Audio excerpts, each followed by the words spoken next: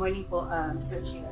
Well, we really talaga pong ina-acknowledge naman namin yung effort ni PCSO about yung bagong system na gagamitin namin. Sana naman during your studies na ginawa, sana kinonsider nyo po yung mga lotto agents. We are renting po ng mga pwesto at hindi lang 1,000, 2,000. Most of us, more than 10,000. Imagine po, kung 10 months po kaming tetenga, nagbabayad po kami ng renta at hindi pa namin alam kung kailan talaga yun. Talaga po nakakasama ng loob, Mr. Chair, kasi hindi lang naman po talaga 2,000 na lotto agents ang naapektuhan. Bawat isa po sa amin, at least may 1 or 2 tellers, which is, sila po yung mas nakakaawa. Sila po yung mas tinamaan ng malaki kaysa sa amin. Kasi po kami, may mga ibang hanap buhay po kami. Pero itong mga lotto agents na to, like sa yung tellers, I'm sorry po, like po sa case ko, dati kasi marami po akong lotto. So, natanggal kasi bumaba yung mga sales, sinara ko po. Binigay ko sila sa ibang mga bagong lotto agents na kabubukas pa lang nila, 3 months, 4 months, binigyan na sila ng termination notice. Ang isang lotto outlet po, para makita po namin yung established na sales namin, we have to operate for at least 6 months to a year. Hindi po ganun kadali ngayong kumita sa lotto kasi tabi-tabi na po kami. Pinagtabi-tabi kami, ang dami namin kakompetensya, produkto pa ng PCSO. So, ang hirap po para sa amin. Yung pong 2,000 lotto agents, may kasama po kaming mga tellers na mas mahirap pa po sa amin. Na sa totoo lang po, wala po silang kabuhayan ngayon. Wala po yung iba sa kanila talagang makain kasi wala na po kaming ipapasweldo sa kanila. I'm sorry po for being emotional again kasi more than 20 years na po akong lotto agent, and since the time na nagkaloto po yung pamilya namin, tuwing may uupong bagong GM, pag pumalpak yung mga desisyon nila, kami po yung naaapektuhan ng malaki. Nagta-trial and error sila, kami yung naaapektuhan ng malaki. Sana maintindihan po ng lahat na bilang mga lotto agents po, kami po ang nagpapasok ng pera sa gobyerno, day in and day out. But every time na may gagawin kayong mga major decision, out kami. Samantalang kami yung nasa ground, kami yung mga tao na nakakaalam kung ano yung operation, yung daily operations namin. Pag ang PCSO nasasangkot sa isang iskandalo, free po yung service namin na nililinis namin yung pangalan ng PCSO for the sake na kami yung unang naaapektuhan. So, I'm sorry po if I have to say this, pero mukhang sa tingin ko, hindi committed sila eh. May mas importante pa ba na gagawin ngayon bilang leader si GM, kundi itong matapos ng problema na to. Marami kong nagugutom sa amin. Hindi lang po kami. Sa totoo lang, ninakawan niyo po kami ng karapatan na maghanap buhay ng marangal. At kinuha niyo po sa mga mananaya namin ang karapatan na umasa balang araw, magiging milyonaryo sila. Dahil sa iskandalong ito, na kayo-kayo na lang daw ang nananalo. Sa totoo lang po, right after nung mga edited na yan, bumagsak po ang sales namin. Binato po yung sasakyan ko. Yung teller ko minumura ng mga tao. Bakit? Dahil dinadaya na raw. Actually po ako hanggang ngayon, I still want to believe na yung integrity ng PCSO nandyan pa rin. Kasi for 20 years, walang nilabas si PCSO na nanalo. Bakit? Dahil naniniwala kami, lahat kami naniniwala may nananalo talaga. Ako, na-witness ko po yan kasi dati po, talagang pag nagdodraw po, may mga judges dyan, live lahat. So alam namin totoo po. Yung 400 na yon, masasabi ko po sa inyo na totoo po naman talaga yung mga nanalo na yun, hindi naman po yung dinaya. Possible talaga na may ganung manalo. Yung mga nananalo na sunod-sunod ngayon, possible pa rin po. Kaso nga lang, the way things, na nakikita namin lahat, nakakaduda na. Sobrang nakakaduda na po. And ano po yung nakakaduda na? kasi po, katulad po yan, minadali yung iloto. Diba? Hindi pa sila ready sa system eh. Bakit yung sistema na kahit maraming problema, maayos naman po namin nagagamit? Bakit pinalitan? Hindi po ba dapat ang ginawa ninyo? Pag upo nyo, sayang wala rito si Okay, mga seneta po. Attorney Pagano, yung sinabi niya kanina na every time magpalit ng administrasyon ng management sa PCSO, na-out sila eh. Gagawa kayo ng eksperimento, kung ano man yung eksperimento na yon, at pumalpa sa kanila ang tama. Yung kita nila ang tinatamaan. So dapat, kayo mga bagong upo dyan, kinukonsulta nyo sila. Sinasama nyo sana sila sa mga policy making. Dapat they're being consulted as well. Hindi eh. In a lot of cases, hindi kayo kinukonsulta, di ba? Gumagawa sila lang. Ito, si BP National President, Mr. Roel de Guzman. Are you being consulted sa mga No, sir. Hindi po. Hindi po kami consulted. Actually, sir, pwede nga say na before po mawala yung 2,000 na mga lotto agents, affected na ho sila sa sales. Talagang mababa na ho sales nila. Lalo na po, especially po sa Visayas, Mindanao. Dahil? Dahil po yung sales po ng lotto, 30 to 70% po sa digit game. Yung digit game po, ang nangyayari, ginagamit po ng STL. So kung may 20,000 sales ang lotto outlet, 14,000, 15,000 yan sa digit game. Kinain na po yan ng STL. Kaya ako bumagsak ang sales ng lotto. Ito po, pwede pong pagsalita Yes, ng President ng Mindanao. Mr. Astrid Josebana, Mokla, President. Anong sabi ng MOCFD? Yeah, good morning, Mr. Chair. Ano yung sabihin mo? Uklaya stands for Misamis Oriental Cagayan de Oro Lotto Agents Association. Okay, go ahead, And I Mr. represent them. Thank you for this opportunity of knowing the situation in Mindanao. Mr. Chair, as far as there are two issues here that the Lotto agents in Mindanao share with the Lotto agents nationwide. The first one is on e-Lotto. And many has been said already about the deficiencies of PCSO in obtaining the necessary requirements and procedures prior to the implementation. So we will leave that to the committee and for PCSO to rectify if there's what is needed to be corrected. But as far as the Lotto agents concerned, we oppose e-Lotto, Mr. Chair, because that will eventually wipe out us from business and Lotto outlets will become useless and irrelevant. At nabanggit din po kanina ni Ma'am Clarissa Embriat or ni Mr. de Guzman, yung pagpasok ng STL, nabawasan din kayo ng... Yes, Mr. Chair. One of the reasons given by PCSO for the termination is because of the low sales. But in our situation in Mindanao, we are not to be blamed if ever our sales are down. Why? First, our service provider there, Pacific Online, it's the same provider for e-Lotto. When there is a downtime, when the machines are not in order, when we call them, nobody answers. It takes weeks before our machines will be repaired. So what will happen to our sales? Excuse me, Pacific Online, pakisagot. Napaka-inutil niyo po pala. Mr. Chair, meron kasi tayong logistical sa Mindanao from our hub. So, nagkaroon din ng mga resignees. Nagkataon na wala tayong mga personnel at the time. Isa lang yung naka-assign sa Cagayan Air. Kaya nag-replace kami. It takes time to replace yung mga field service. So kailan po na magkakaroon kayo ng full staff para matugunan po yung mga problema nila? Mr. Chair, wala na po kaming staff ngayon. It's PLS na po. With the introduction of the FLX, Your Honor, so the machines of being used by Pacific Online is not anymore being used. But in the past, prior to the FLX, we are using those machines and which are defective, and there's a joke among ourselves that we call the hotline, it's a cold line because nobody answers and it takes weeks to. So that's the first reason, Mr. Chair. The second one is when STL was implemented, vendors of the digit games, because I would like to inform this committee that 80% of our total sales is on digit games, particularly 3D. So when STL came into the picture, naturally vendors go to STL because the minimum bet in STL is 1 peso, while the minimum bet in the Lotto outlet is 10 pesos. Aside from that, the payout in Lotto is 4,500 for 10 peso bet. In STL, for 1 peso, they are being paid 650 or 6,500 for a 10 peso bet. So nobody goes to us anymore. So, So in short, Attorney Pagano, so hindi niyo po pwede sisihin yung mga operators ng Lotto outlets niyo kung mababa yung sales nila dahil kayo mismo ang dahan-dahang pinapatay sila sa pamagitan ng paglagay ng STL. Have they been consulted bago nagkaroon ng STL? Na napagbutuhan mo ba ito? Actually, these are the same issues that were raised before STL was even launched, Mr. Chair. Because at the time I was not in there.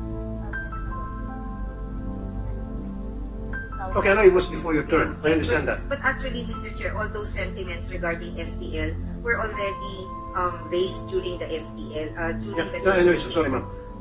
in short, tama nga naman naintindihan ko sinasabi nila. Kayo dyan sa PCSO, come and go kayo eh.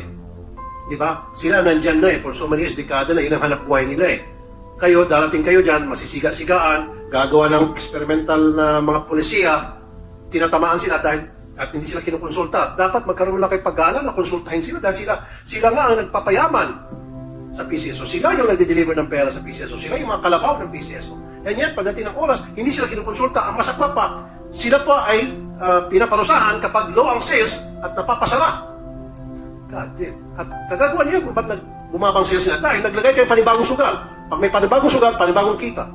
Hindi na sa PCSO. God knows kung sino pa kumikita. Yeah, Mr. Chair, if I may add, there's a third reason. Before, STL is prohibited to play lotto games, particularly 3D. Because 3D is a lotto game. Ano po yung 3D? Yung Swertres, it's a digit game, Your Honor. The Swertres, the 3-digit games. Ah, 3-digit. Yeah, Okay. that's called 3D. And previously, STL is prohibited to play 3D because that is a lotto game. Ngayon, But now, they are now allowed. kailan pa po ito? This administration, Your Honor. Okay. That's why, wala na naiwan sa amin, Mr. Honor. So, Attorney Pagano, bakit pinayagan na mapunta sa STL yung 3-digit game na dapat hindi? Ito pala ang isa pang kumakain sa kinikita ng mga lotto agents. This was approved by the Office of the President. Come on. Yes. Come on. Yes. Come on. Do you think I'm stupid? Siyempre, kayo po nagpipid yan. Whatever you feed to the Office of the President might say, yes. Kayo po dyan sa mga Board of Directors ang gumagawa ng polisiya. Don't tell me sa Presidente, BBM, ang nagdeklara. Anong pakialam ng Presidente, BBM, sa mga polisiya sa Lotto? He's so busy with bigger problems that we have in our country. DGM. Not the 3-digit game. Don't tell me na si President BBM ang may pakana na yung 3-digit game ilaro na ilalaro na sa STL. No! Kayo po dyan, mga Board of Directors, ipinid niyo po sa Office of the President. Natural yung Office of the President, siguro through the ES, pipirma yan kasi sinubo niyo sa kanya eh. Sinabi niya, nagkaroon kami ng board resolution, aprobado na itong 3-digit game ilaro na sa STL. Isinubo niya sa Office ng President, nandiyan sa desk ng ES, pipirma yan. Galing sa inyo, manggagaling sa inyo. Don't tell me na manggagaling kay Presidente mismo yung idea. Kaya sabi ko, that's stupid. Anyway, ang sa akin po, nakita ko api-api talaga itong mga lotto artists natin. Gusto ko po, yung napag-usapan, maibalik yung 2,000 na mga lotto operators. And then, yung iba pa mga pulisya na gagawin niyo po ngayon, they have to be consulted. Siguro, I would like Chairman Judy Cotto to be involved. Nandiyan naman yung office niya and he'll be more than willing to assist. Okay ba? Chairman Kua? Yes, certainly, Mr. Chair. Yeah, kasi nakikita ko po, dihadong-dihado po sila for the longest time. Yes, Mr. Bana? Mr. Chair, to add my testimony here, the problems has been exposed already. So if I may suggest solutions to the terminated 2,000 lotto agents and even the existing 6,500 lotto agents. Number one, the long-term solution, as mentioned, is for PCSO to procure additional FLX machines. Ano po, additional? Additional FLX machines in the present one that they are deploying to 6,500 lotto agents. So procure more, especially to be given to the terminated. 2,000. Yun na po sinasabi ni Attorney Pagano na it might take 6 to 8 months. Right? Okay. Okay sa inyo yun, 6 to 8 months. Basta may guarantee, Attorney Pagano, may guarantee na in 6 to 8 months, yung may bibigay yan doon sa mga 2,000 na nawalan. Attorney Pagano. Sorry, 8 to 10 months. Mr. Chair, we understand the legal procedures and requirements of the procurement. And as Ms. Ibrahim mentioned, 8 to 10 months, we are dead by that time. So the second suggestion that I made for the medium term is to use the machines of PGMC, which was the legacy, which was used here in Luzon. And to my understanding, it is still usable. So as our stopgap measure, maybe we can use that. And we are made to understand that there was a study made by the game sector that it's not anymore usable or it's not compatible. But I'm sorry to say this, but that is a self-serving statement. Let an independent entity check whether it can still be used, because we are really now. Of course, there will be problems because it's an open machine. But that is better than none. Okay? So Okay, I would suggest okay, that may suggestion ko ako. Ganito.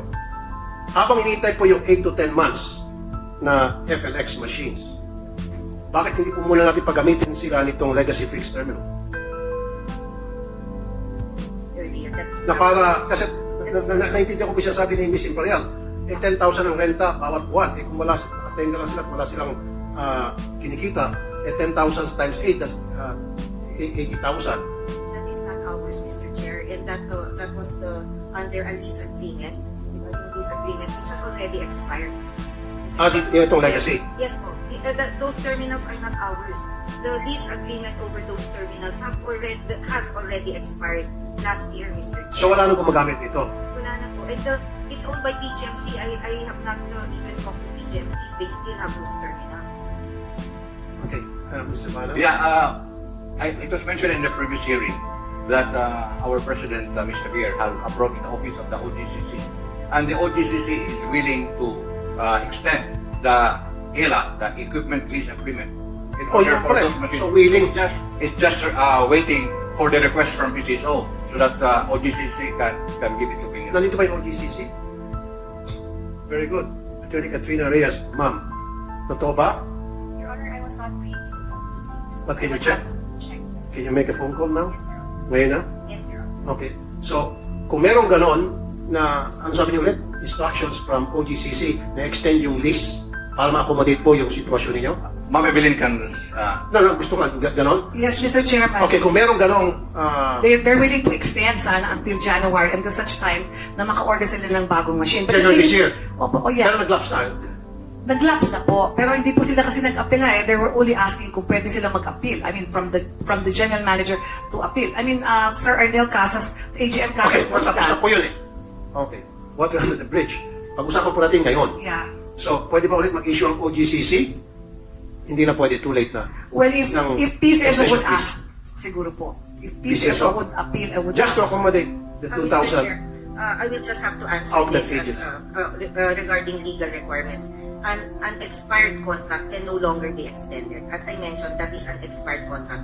And I don't think OGCC will have jurisdiction or authority to order PCSO to extend a contract that has already expired. Perhaps Judge Kat can confirm. Well, anyway, yung sabi lang po nila yun. Kaya nga, sabi ni Attorney Reyes, she's not aware of it. That's why I said make a phone call. But anyway, January pa pala nag-expire na. Ganito na po, kasi marami pa akong tatakil. Meron pa tayong pagkor, mababa rin po. Kasi, sige po, para hindi yes, Yeah, one last thing, Mr. Chair. As an immediate assistant to the local agent, may we request that STL Games, kinuha na yung loto sa iloto, kinuha na po yung 3D sa STL Games. We request that STL Games can be played inside Lotto outlets, and that will make us survive until such time that the FLX machine will come in. Pero yung STL, may mga operators yun. Opo, but in other words, the AEC, the Authorized Agent Corporations, will be allowed to tap the Lotto outlets to play STL inside Lotto games. Then we will survive. Okay, social media, ng polite.